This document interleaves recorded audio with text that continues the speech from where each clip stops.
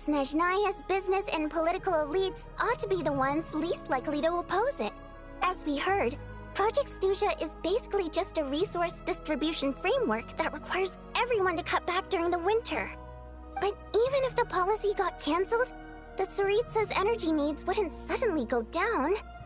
The extra demand from the public would have to be filled from somewhere. So logically, the factories would have to take the hit.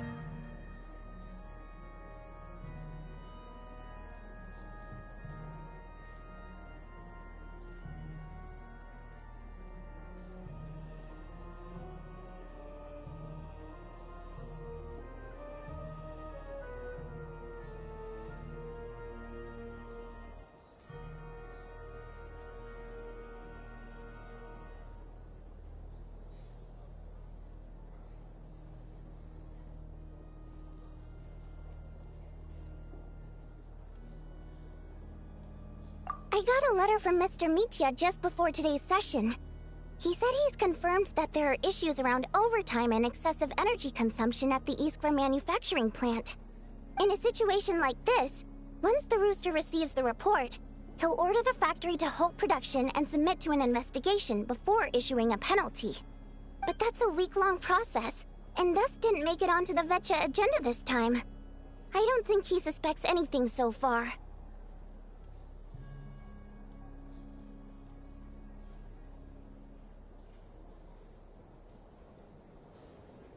Exactly. And as you know, he's a very selfish person. I was originally gonna try and flip him after he received notice of the official sanctions. My plan was to convince him that the whole thing was completely unfair. Rather than just sit back and take the hit while his factory stopped production, he'd be better off voting to end Project Stuja.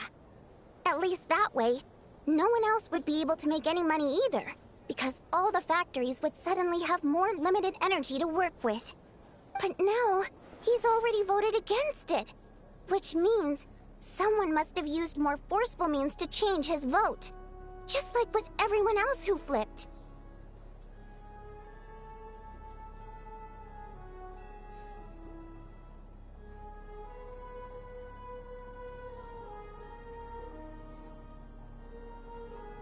Yeah, no one knows why Lilac is so obsessed with ending Project Stuja, but by the looks of it, he's inching closer and closer to success. Lilac must have strong motivations, given how he'll stop at nothing to achieve his goal. Maybe he knows the full truth of Project Stuja. Maybe my next step should be to focus on him. All right. What are your plans for the rest of the day? Shall we head out? Hey, comrade.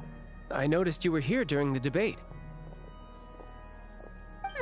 I didn't take you for a political enthusiast. Greetings, Harbingers. I just happened to have some free time today, and my new friend here thought it might be fun to check out the Vetcha. Ah, Odette must have introduced you. Looks like you two are getting along pretty well. I'll leave you to catch up. I should head back to the troop.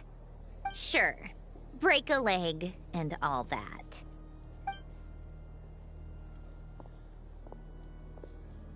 Thought it might be fun to check out the Vetcha, did you? Things are never that simple with you, Traveler.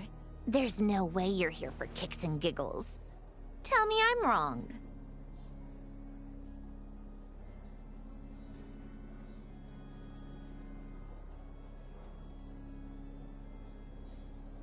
Oh, yeah. To some, he's a captivating enigma. To others, he's the bane of their existence. No one ever thought that some anonymous nobody from the Rokot could cause such a stir.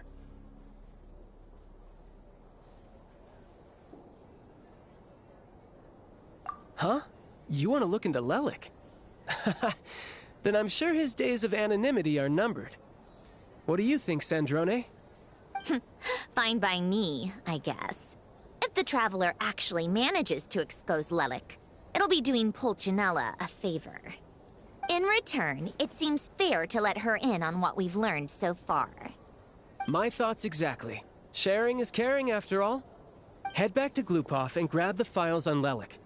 It's easier to just pull the records than go through the rigmarole of getting the Traveler a visitor's permit. As you command, child, sir. In that case, Since we're going to be waiting anyway, I'll have someone brew a pot of black tea.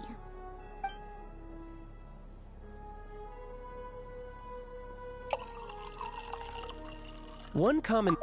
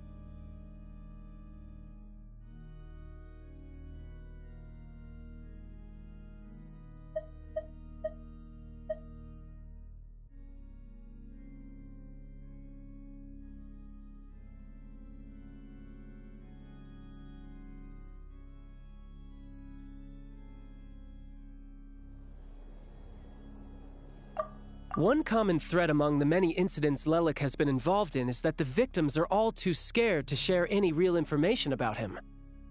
Clearly, he must have threatened them in some way.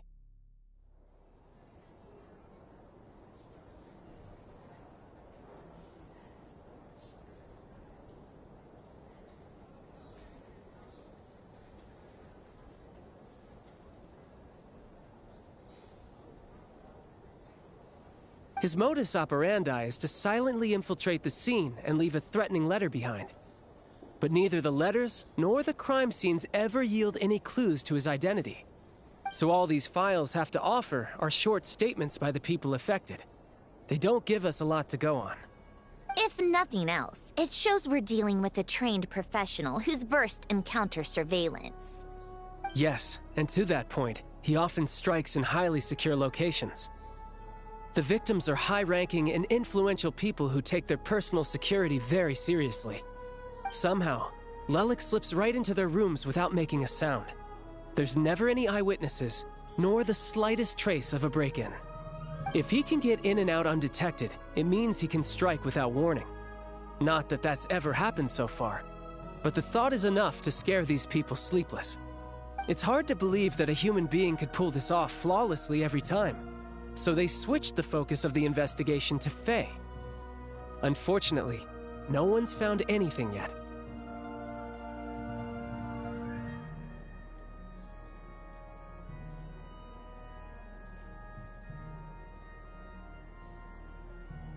Careful. Don't underestimate me. Although truth be told, I'd probably find it hard not to blow my cover. Direct confrontation is more my style. We haven't ruled out the possibility of Lelik being human. It's just, there can only be a handful of people in all of Teyvat who'd fit the profile. Faye, on the other hand, plenty would have the ability, but few would have the motive.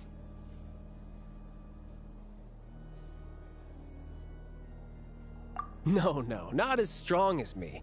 You'll never find the culprit with criteria like that. Let's go with a little weaker than me. Oh, you hit me right where it hurts.